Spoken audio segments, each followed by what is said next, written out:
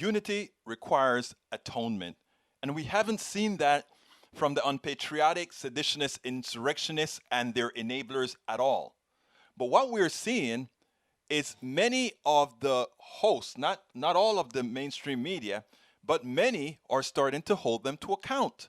And this interview between Tiffany Cross and this former Republican chair of, I think, South Carolina, really puts into play, it's a good example of how you cannot let up and how you should interview people of this type, people who have aggrieved many, people who support policies within a party that is detrimental to most.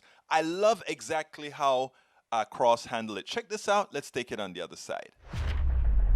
What happens to the Republican Party without their Lord and Savior, Donald Trump, in office? Where do Republicans go from here? Joining me now to try to answer that question is Caton Dawson, Republican strategist at Mercury Public Affairs and former South Carolina GOP chair. In 2012, the GOP did an autopsy, and they talked about some of the challenges, the shortcomings, trying to appeal to communities of color. I think we can both agree it's time for another autopsy. What Donald Trump did do for us, Tiffany, is bring 9 million new people into the last election. We didn't win, but we had a lot of successes at the state level, like my home state of South Carolina.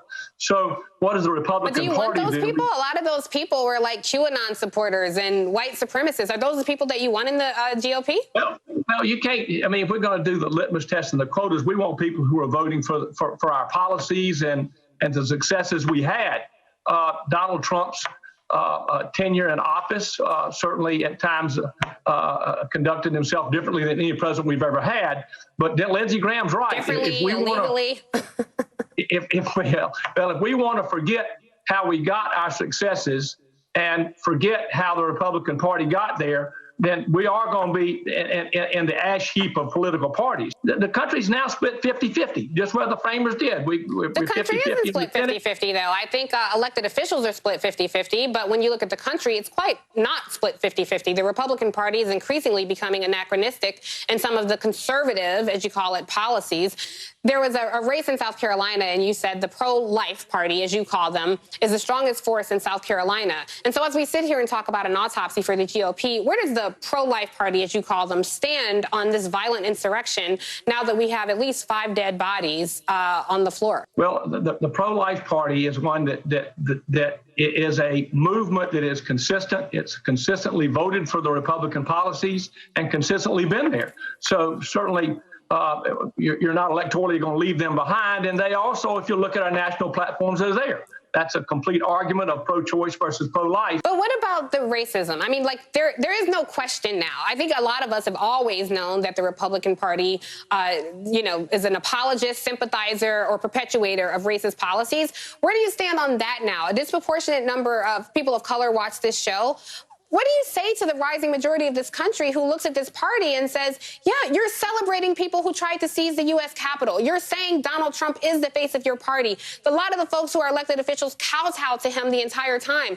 How can you speak to the rising majority of this country and convince them that that is not your ideology? Or are you even interested in convincing them of that? Well, I think it's not a true statement that we're celebrating the people who attacked the Capitol. I mean, well, you look at Matt Gaetz, you look at Lindsey Graham. I mean, you look at the people who sat on the floor, Jim Jordan, Kevin McCarthy, who did a complete 180. What am I missing? Yeah, you were missing that they weren't celebrating it. Those people will be held responsible. But what I think the question that you've asked is what do you think the future of the Republican Party is? And the future is going to be back in the states. And we've got 2022 with the House of Representatives coming up. We've got a challenge of testing in 2 shots that the Biden administration is going to have to deliver.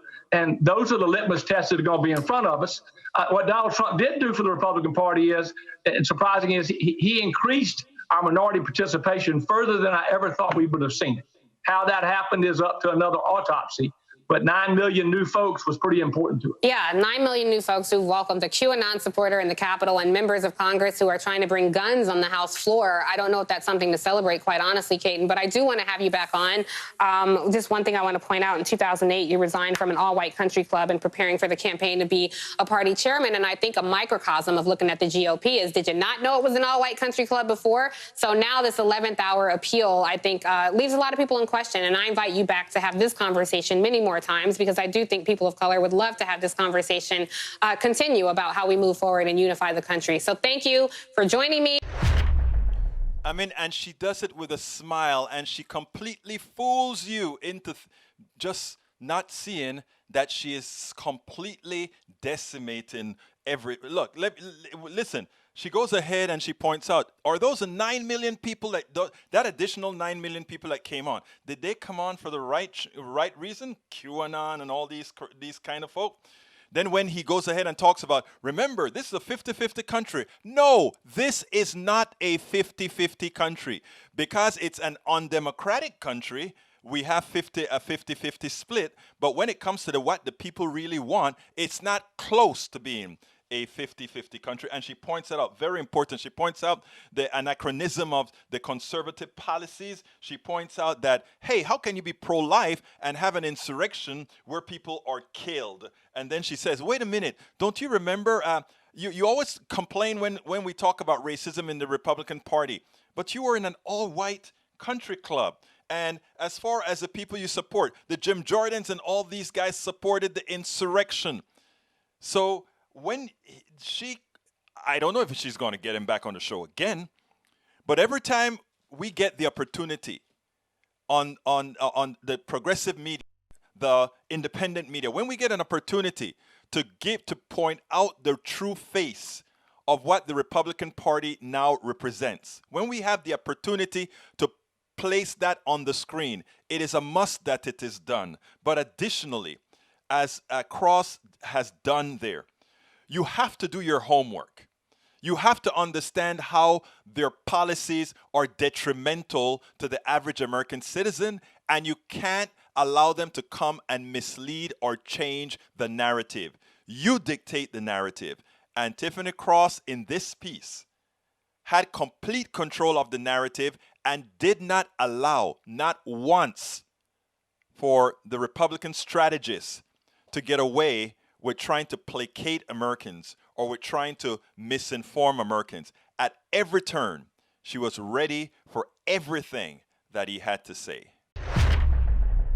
We spend a lot of time deconstructing the news, trying to parse it into a form that everybody can understand. We try to find those little nitpicks where it flies above the fray, etc.